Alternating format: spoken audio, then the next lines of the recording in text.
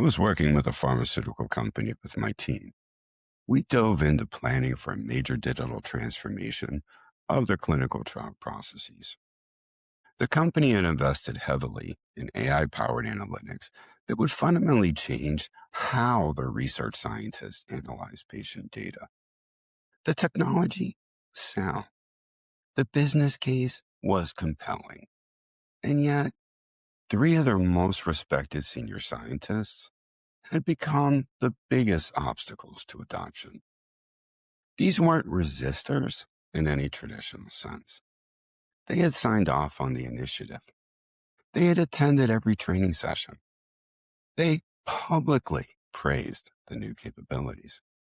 But behind closed doors, they were systematically undermining adoption through a pattern that I've come to recognize. They questioned the methodology. They requested additional validation studies. They proposed extended parallel testing protocols. Every concern was scientifically legitimate. Every delay was professionally justifiable. It took us 3 months to understand what was really happening. These weren't scientists who were protecting their organization from a bad technology decision. These were people who were protecting themselves from an identity crisis. For 20 years, their careers had been built on a specific form of expertise, on knowing how to interpret data in ways that junior colleagues couldn't. The new AI didn't just change their tools. It threatened to make their hard-won intuition obsolete. The resistance wasn't about the transformation. It was about who they would become if the transformation succeeded. I'm Kevin Novak, CEO of 2040 Digital, professor at the University of Maryland, and author of the book, The Truth About Transformation, Leading in the Age of AI, Uncertainty and Human Complexity, along with the Ideas and Innovations weekly newsletter. Today, we're exploring the identity crisis of expertise. Why the very knowledge and skills that make people successful become psychological barriers that prevent them from adapting to change. Welcome to the Human Factor Podcast Season 2, the show that explores the intersection of humanity, technology, and transformation, along with the psychology behind transformation success. If you followed Season 1, you heard us explore why transformations fail at the psychological level. From the hidden resistance patterns that operate beneath apparent support to the communication paradoxes that create confusion, even when leaders say the right things. We examined why smart people make poor decisions under change, why organizations struggle to let go of approaches that no longer serve them, and why vulnerability creates the foundation for authentic organizational adaptation. Season 2 then shifts from diagnosis to intervention.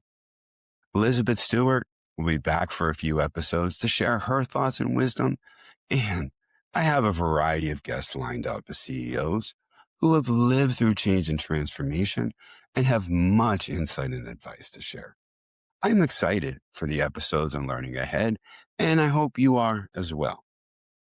We're going to be moving from understanding why change and transformation often fails to exploring how leaders can actually address the psychological and other barriers that determine success or failure. And today, we're starting with what I believe is the most underestimated psychological force in organizational change: identity. In episode 5 of season 1, we explored the psychology of letting go. Why the phrase, "we've always done it this way," has such a powerful grip on organizational behavior. In episode 8, we mapped 12 types of hidden resistance that appear as support while systematically preventing progress. Today's episode then goes deeper into the mechanism that drives both of these patterns. What happens psychologically when change and transformation threatens not just how people work, but who they believe themselves to be. This is not a minor distinction. When you understand that identity, rather than preference or habit, is the real barrier to change, everything about how you lead change and transformation needs to shift. Let me show you why. To understand why expertise creates such powerful barriers to change and transformation, we need to understand how professional identity forms in the first place. Organizational behavior scholar Blake Ashworth has spent decades studying how people construct their work identities, and his research reveals something crucial. For most professionals, there's no meaningful separation between what they know and who they are. Think about how you introduce yourself at a professional conference. You don't say, I perform the functions associated with the accounting profession. You say, I'm an accountant. That linguistic choice reflects a psychological reality. Your profession isn't something that you do, it's something you are. Your expertise isn't a tool that you use, it's the foundation of your professional identity. This fusion of identity and expertise develops over years of professional socialization. When you spend 5 years mastering a complex skill set, when you build your reputation on knowing things that others don't, when your colleagues come to you as the expert, when your compensation and status depends on your specialized knowledge, something profound happens neurologically. Your brain literally rewires itself around that expertise. The neural pathways that support your professional competence become intertwined with the networks that maintain your sense of self.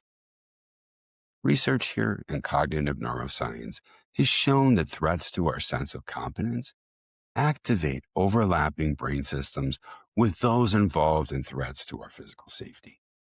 This aligns with broader social threat research demonstrating that challenges to status, competence, and belonging trigger the same defensive responses originally evolved to protect us from physical danger. When change and transformation suggests that your expertise might become obsolete, your brain doesn't process that as an intellectual challenge requiring adaptation. It processes that as an attack on your survival. The fear response you experience isn't an overreaction. It's a biological, appropriate response to what your brain perceives as a genuine danger. This is why rational arguments about the benefits of change and transformation often fail with experienced professionals. You're not dealing with a knowledge gap that can be filled with information. You're dealing with an identity threat that triggers deep psychological defense mechanisms. The more expertise someone has, the more their identity depends on that expertise. And the more threatened they feel when transformation requires them to become beginners all over again. Developmental psychologists use a concept called identity foreclosure to describe what happens when people commit to an identity without genuinely exploring alternatives. It was originally applied to adolescent development. The concept has powerful implications for understanding why successful professionals struggle with change and transformation. So here's how identity foreclosure works in professional contexts. Early in your career, you discover something that you're good at. You invest in developing that competence. You build a reputation around it. Opportunities come to you because of it. Over time, your entire professional life becomes organized around this identity. You hire people who complement your expertise. You take on projects that leverage your strengths. You avoid situations that might reveal your weaknesses. You've created what feels like a very successful, stable professional identity. So in professional life, identity foreclosure is rarely a conscious choice. It's more often the result of momentum, years of incentives, recognition, reinforcement, and reward that gradually narrows how someone can imagine themselves. But here's the trap. The more successful you become with that identity, the more foreclosed your options become. You haven't explored who else you might be professionally because your current identity has worked so very well. You haven't developed the psychological flexibility to see yourself any differently because you've never needed to. Your success then has created a prison of competence where you can only imagine yourself as who you already are. Carol Dweck's research on mindset provides another lens on this phenomenon. Dweck distinguishes between fixed mindset, where people believe their abilities are static traits, and growth mindset, where people believe their abilities can develop through effort and learning.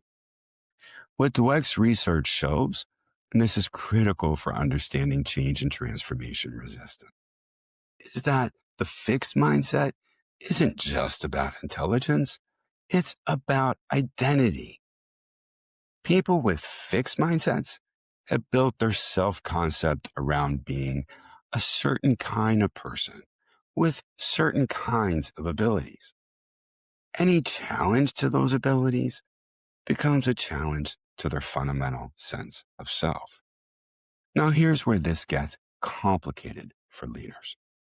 In my experience, the fixed mindset often correlates with professional success. The person who committed early and deeply to developing expertise, who's built their entire career around being the expert in a specific domain, often succeeded precisely because of that focus. The same psychological pattern that enabled their success now prevents their adaptation.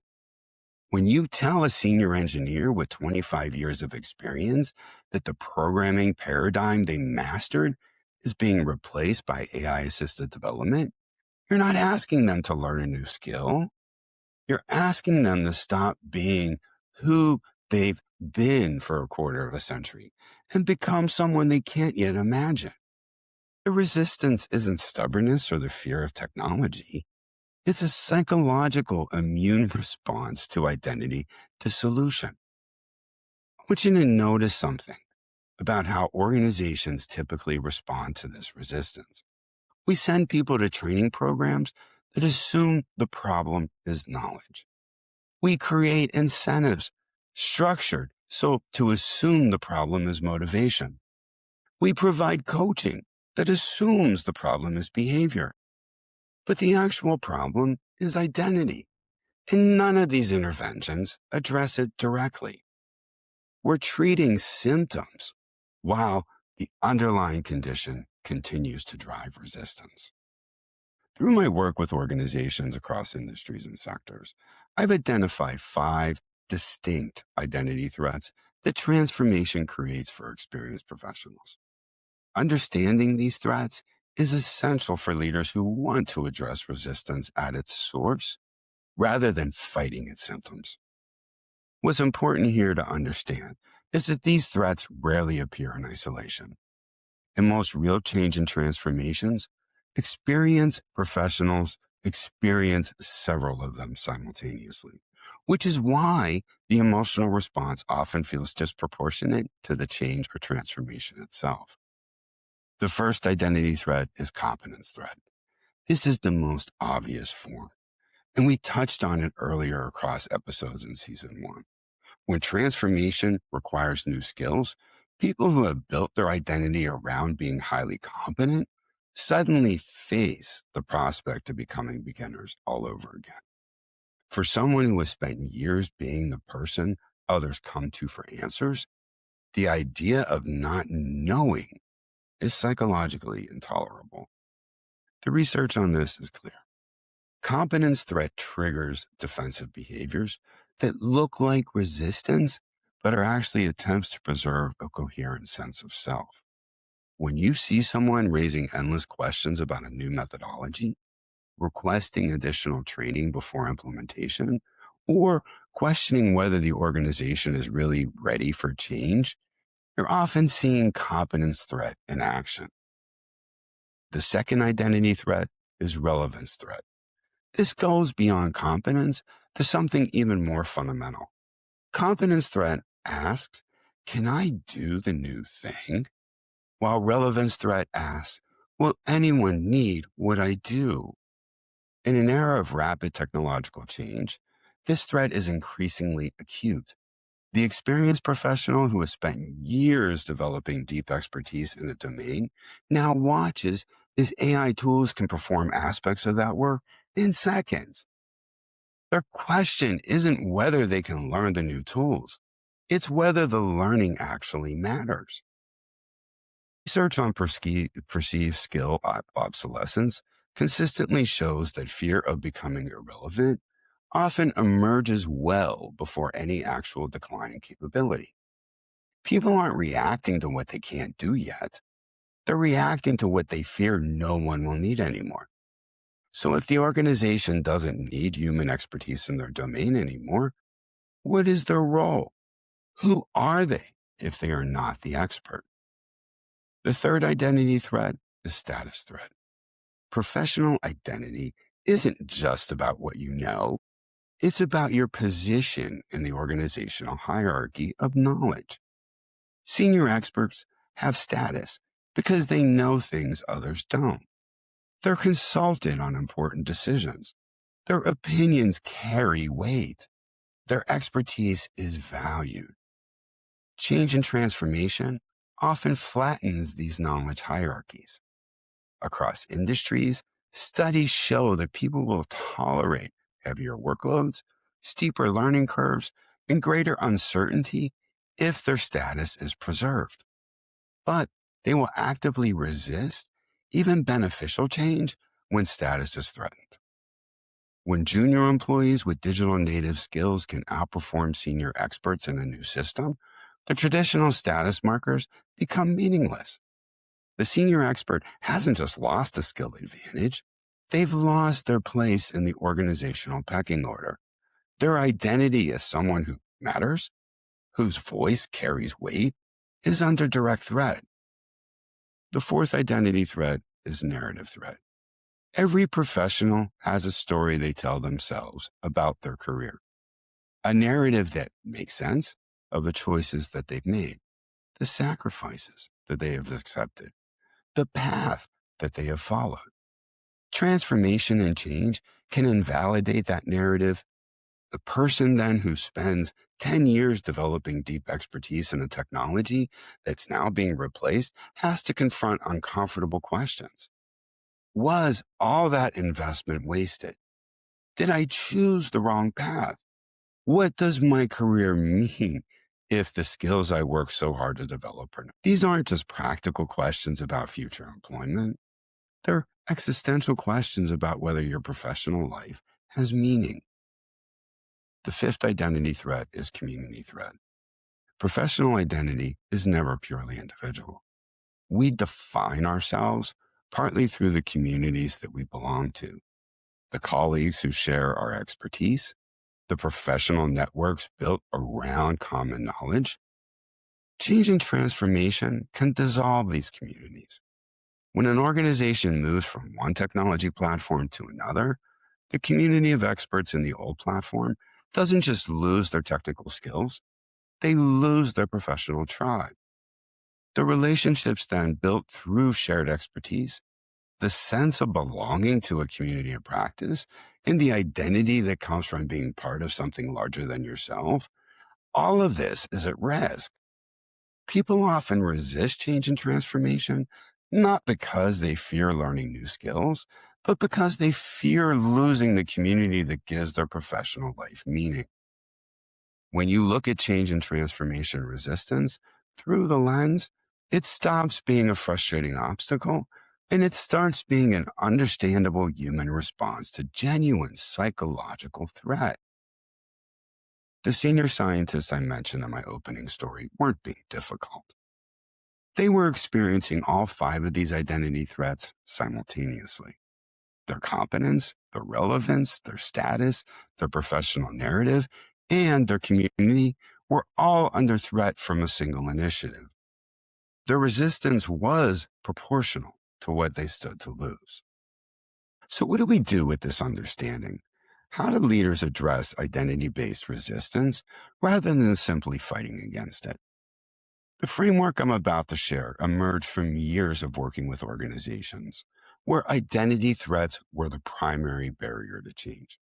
I call it the Identity Transition Framework, and it addresses something most change management approaches ignore: the psychological journey between letting go of who you were and becoming who you need to be. The first element is acknowledging the loss. Most change and transformation communications focus entirely on the future, the exciting capabilities, the competitive advantages, the growth opportunities. But for people experiencing identity threat, the future is abstract, while the loss is very concrete and immediate.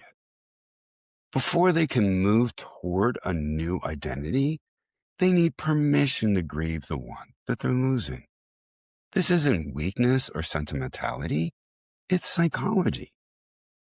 Research on identity transitions show that people who are allowed to acknowledge what they're leaving behind adapt more successfully than those who are pressured to immediately embrace what's next.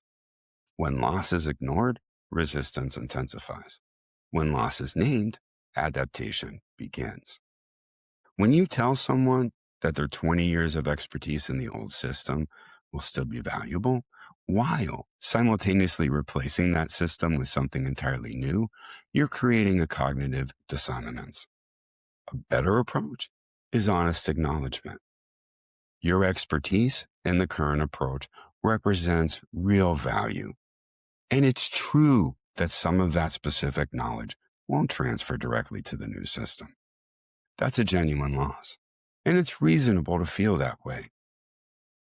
The second element is building bridges to new identity. People struggling with identity threat need to see a path from who they are to who they could become. A path that preserves the continuity rather than requiring complete reinvention. This is where understanding the specific components of someone's professional identity becomes crucial. What do they value most about their expertise? Is it the knowledge itself, or is it being the person others come to for help? Is it the technical skills, or is it the judgment developed through years of experience? Once you understand what aspects of identity are most threatened, you can help people see how those aspects might transfer to the new context. The senior scientist isn't becoming irrelevant. They're becoming someone who can apply decades of scientific judgment to validate and improve AI-generated insights. Their identity as a wise counselor remains intact even as the specific tool sets change. The third element is creating legitimate peripheral participation. This concept, originally developed by Lave and Wegner, describes how newcomers learn with communities of practice. They offer a powerful principle that I've adapted for experienced professionals navigating transformation. Rather than throwing people into full immersion where their novice status is constantly visible, legitimate peripheral participation allows them to engage with new practices in ways that don't threaten their identity as competent professionals. They contribute their existing expertise while gradually developing new capabilities. They mentor others in judgment as well as context while learning alongside them about the new tools. They then remain valuable to the community even while their specific role within it has evolved. This approach reduces the competence threat that makes people defensive, and it creates spaces for genuine learning. The fourth element is reconstructing professional narrative. Remember that people need a story that makes sense of their career. When change and transformation invalidates that old story, you need to help them construct new ones that honor their past while creating meaning into the future. The narrative isn't your old skills are obsolete and you need to start over. The narrative should become your career has been a journey of continuous development. And this change and transformation is the next chapter in that journey. The judgment, the perspective, the wisdom that you've developed through decades of experience are exactly what the organization needs to navigate this transition successfully. So this isn't spin or manipulation. It's genuinely reframing that helps people see their situation in ways that support psychological adaptation rather than resistance. The fifth element is building new communities of practice. If change and transformation threatens to dissolve the communities that give professional life meaning, you need to create new communities that can provide that same sense of belonging. This might mean forming cohorts of people going through similar transitions who can support each other. It might also mean creating hybrid communities where the experts in the old and new approaches work together on some shared problems. It might mean establishing new professional identities with their own communities, like change and transformation pioneers, digital translators, who bridge then between legacy expertise and emerging capabilities. Let me bring this framework to life with the pharmaceutical company example I opened with. Once I understood that those three senior scientists were experiencing identity threat rather than simply resisting the technology, the intervention changed completely. Instead of more training on the new AI tools, we started by explicitly acknowledging what they were being asked to give up. In a private conversation with each scientist, I said something like this: "You've spent 20 years developing intuition about data patterns that younger researchers can't see. The organization has benefited enormously from that expertise. And now we're asking you to work with a system that might challenge that intuition or make some of it less relevant." That, of course, is a significant ask. And I want you to know that we are recognizing what we're asking of you. That acknowledgement alone changed the emotional temperature of subsequent conversations. They no longer felt they had to hide their concern behind scientific objections. Next, I reframed their roles. Instead of positioning them as users of the new AI system, which of course then placed them in subordinate relationships to the technology, we positioned them as validators, the experts whose judgment the AI needed to be compared against. Their job wasn't to learn to trust the AI. Their job was to determine whether the AI deserved the organization's trust. This preserved their identity as the people with superior scientific judgment while creating a natural pathway to engagement with the new tools. I created an insight council where these senior scientists, along with other experienced researchers, would review the AI generated analyses and identify cases where the AI missed something their human judgment caught. This gave them legitimate peripheral participation, real engagement with the new system that leveraged rather than threatened their expertise. Over time, they developed their own expertise in understanding the AI's patterns and, of course, the limitations. But they came to it through the door of their existing identity rather than by abandoning it. Finally, we help them reconstruct their professional narrative. Instead of scientists whose expertise is being replaced by AI, the new story became scientists who are helping the organization understand when AI can and can't be trusted. That narrative positioned them as more valuable in the AI era, not less, because they possessed exactly the judgment and experience needed to prevent AI from making mistakes that less experienced researchers wouldn't catch. Within 6 months, those same three scientists who had been the biggest obstacles became the most credible advocates for the new system, not because they had been convinced or defeated, but because the transformation had been reframed in ways that addressed their identity rather than threatening them. The identity crisis of expertise I described today exists in every organization undergoing significant change and transformation. Your most experienced people, your subject matter experts, your senior leaders who have built their careers on specific knowledge and capabilities All of them are facing questions about who they will become if the change and transformation succeeds. Their resistance isn't about the change or transformation, it's about themselves. Most leaders fight this resistance as if it were opposition to the initiative. They provide more information about why the change is necessary. They create incentives for adoption. They apply pressure through accountability structures. And they're consistently surprised when highly intelligent, highly capable people continue to resist changes that seem obvious and beneficial. The framework that I shared today, the identity transition framework, offers a different approach. Rather than fighting identity based resistance, it addresses the underlying psychological needs that generate resistance in the first place. Acknowledge the loss that people are experiencing. Build bridges from current identity to future identity. Create ways for people to participate in new practices without threatening their sense of competence. Help them reconstruct professional narratives that make sense of the transition and build communities that provide belonging in the new organizational reality. Adult development research is clear on this point. Identity transitions, not skill gaps, are the hardest part of mid-career change. This isn't soft work. It's the hard work that determines whether change and transformation succeeds or fails. The 70% failure rate in organizational change and transformation isn't primarily about strategy or technology or project management. It's about human psychology.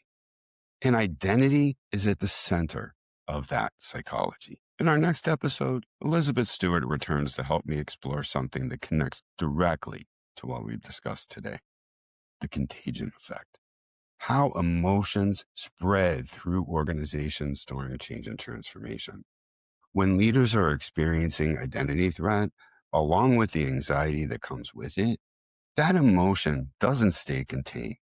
It spreads through their teams, through their departments, and through the entire organization in ways that can accelerate adoption or silently destroy the initiatives. Understanding emotional contagion becomes essential for anyone leading change and transformation, particularly in complex organizations. If you found today's episode valuable, subscribe to the Human Factor podcast wherever you listen to podcasts. Leave a rating and a comment. And please share this episode with leaders in your organization who may be wrestling with resistance from their most experienced people. Understanding identity threat changes how you approach that resistance.